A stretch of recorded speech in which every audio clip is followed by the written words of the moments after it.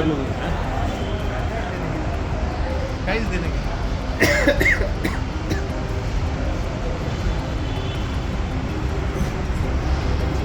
आज एक बाईट करूया.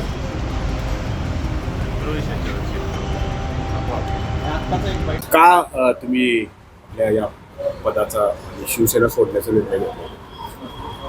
खरं तर गेल्या 1.25 वर्षापूर्वी आदरणीय उद्धव साहेबांच्या नेतृत्वाने शिवसेनेमध्ये प्रवेश केला.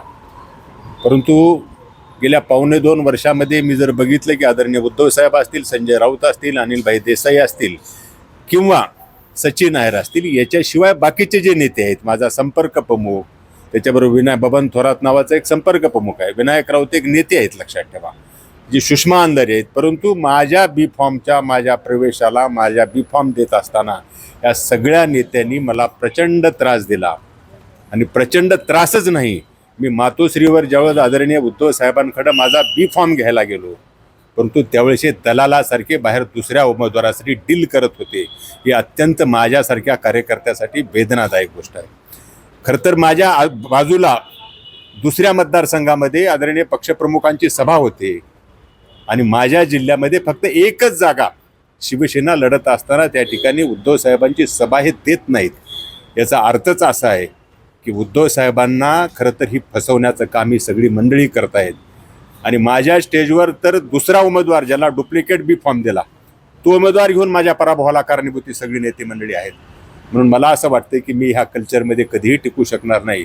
मी एक अत्यंत प्रामाणिकपणानं काम करणारा एक संवेदनशील कार्यकर्ता आहे.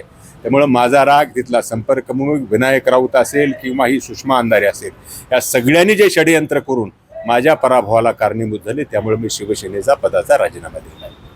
परंतु ज्यावेळेला गेले होते तुम्ही, त्यावेळेला सगळ्या या गोष्टी तुम्हाला याची कल्पना नव्हती का? मला असं वाटतंय की माझा शिवसेनेबरोबरचा संपर्क हा तेवढ्याच काळापुरता होता. परंतु आजही मी म्हणतोय की उद्धव साहेब असतील, संजय राऊत साहेब असतील, अनिल देसाई असतील किंवा सचिन असतील, ज्यांच्या मी संपर्कात आलो, ते देवासारखी माणसं आजही आहेत ना.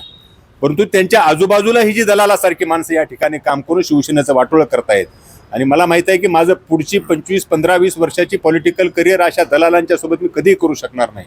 त्यामुळे मी शिवसेनेच्या पदाचा आहे. माझी तेवढी श्रद्धा आजही उद्धव साहेबांबरोबर आहे, माझी संजय राऊतांच्या बरोबर आहे, अनिल देसाईंच्या बरोबर आहे किंवा सचिन नायरांच्या बरोबर आहे.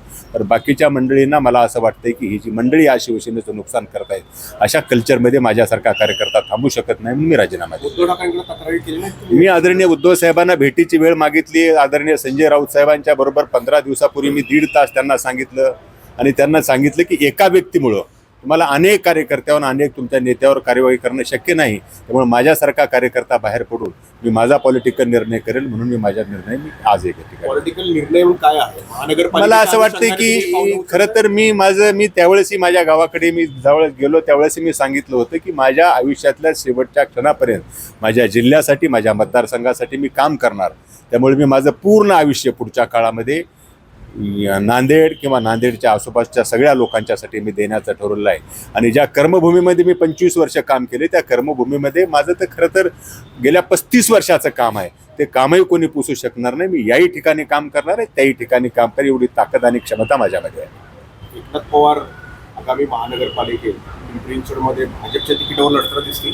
खरं तर कुठल्या पक्षातून मला निवडणूक लढवायची हा निर्णय मी आगामी काही दिवसामध्ये निश्चितच करेल. मी माझ्या मतदारसंघामधल्या सगळ्या कार्यकर्त्याचा कानोसा घेतला, मी इथल्या सगळ्या कार्यकर्त्यांना घेतला. निश्चितच माझी पुढची राजकीय भूमिका आहे की पुढच्या काळामध्ये निश्चितच आपल्यासमोर मांडण्याचा प्रयत्न करेल.